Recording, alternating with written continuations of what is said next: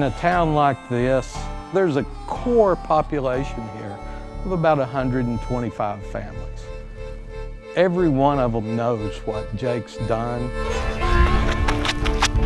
It's a small town, everybody knows everybody. Everybody treats you like family. Come Monday morning, we'll be in the bank here. Community will gather around and say, hey, I heard Jake ran a 150.4 this weekend. Somebody will say, I knew he was gonna break 150 this week. I guess he's just saving that for state. You hate to compare anybody to some of the legends in our sport, but when you're 6'4", there's a very obvious guy that, you know, I happened to grow up being my boyhood hero, and that was Jim Ryan. God blessed him with a lot of just natural ability, and he's got all the tools to be a great miler.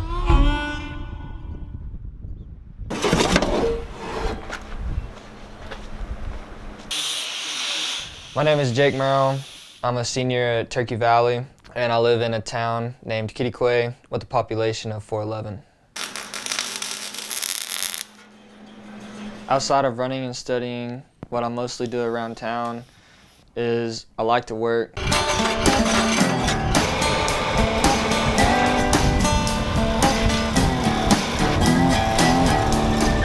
We're down here where we keep our cattle, and we gotta haul 3 loads of hay, and this holds 8 hay bales, so about 24 bales.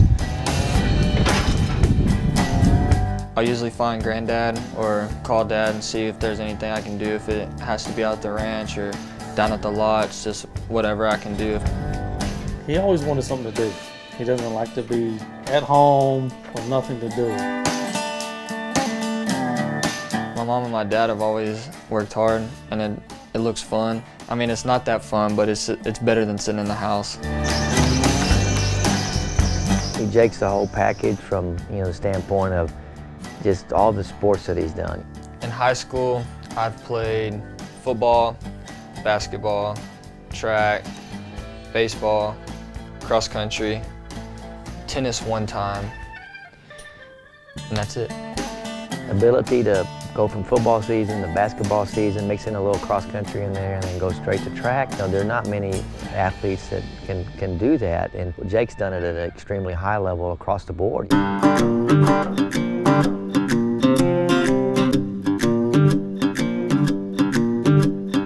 I love athletes, especially middle distance athletes that have played a little football. I'm just a little biased. I played football, I coach football. I think they're a little tougher. As far as this week, I really thank him and really all of them because they're so tight-knit and they're all seniors. Just kind of feel the anxiety of getting closer to the state track meet. 20, 21, 22, He works out with us during our speed stuff, and then he gets his mileage in after practice. So, I mean, he's so self-driven and his work habits are just unbelievable.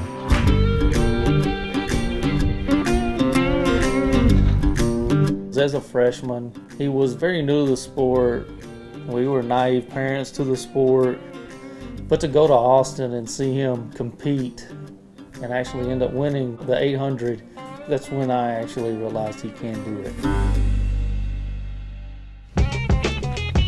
I didn't want to come back backtracking from my freshman year because then it looked like I got slower, got complacent, or got satisfied.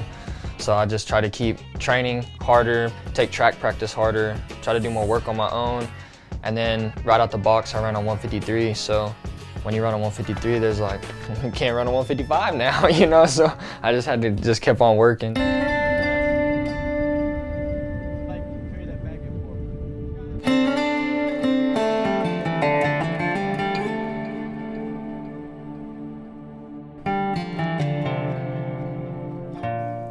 Injury year was rough. I mean, even at basketball, it was tough on him to have to sit and watch.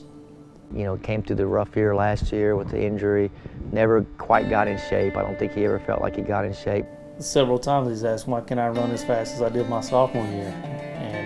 And he finally broke through that, and I think he'll go even further with it. He's crossed the plateau. He's got a smile back.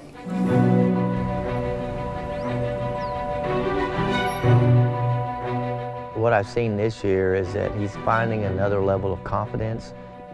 I believe if I race anybody, I'm not going to be afraid to race them. I mean, if they beat me, I feel like it was because I wasn't mentally tough enough. Okay, the move that he made at Texas Relays, you got to have some guts to make that kind of move, and not the last 100 or last 200. No, you went with about 350. It's a bold move, and he was disappointed that he didn't win. But I said, Jake, that's the kind of move that, man, that's going to pay dividends for you down the road.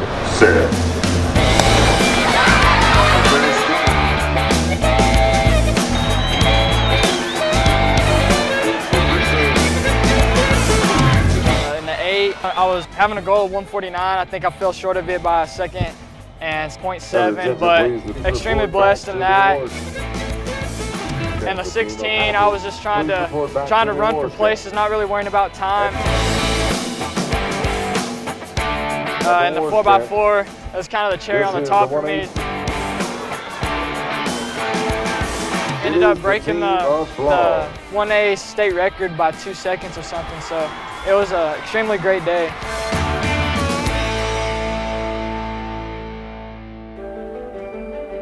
Jake's impact on the community and especially the school has been remarkable. He'll be one of the first Division I participating kids from our school ever. You know, 1A kids don't run Par 5 D1. I mean, it just doesn't happen.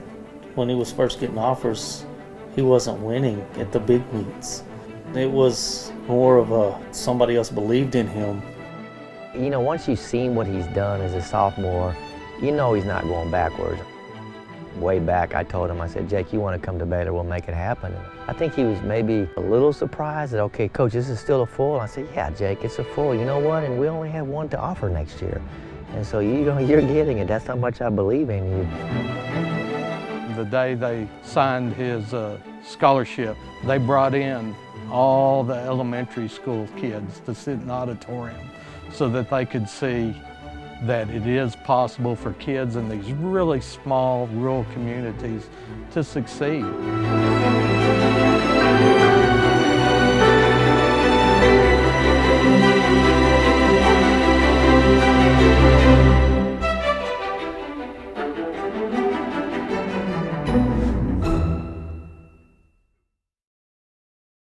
How did the Whisker Patrol not catch you with that mustache? Well, it's funny, the day I went back to school with this, 2 teachers and the superintendent and the principal told me you better shave that, and gave them a little puppy dog eyes, and was like, please let me keep it stashed for state. And they ended up letting me get away with it, but they said Monday when sports banquet rolls around, I'm clean shaven. I said no problem.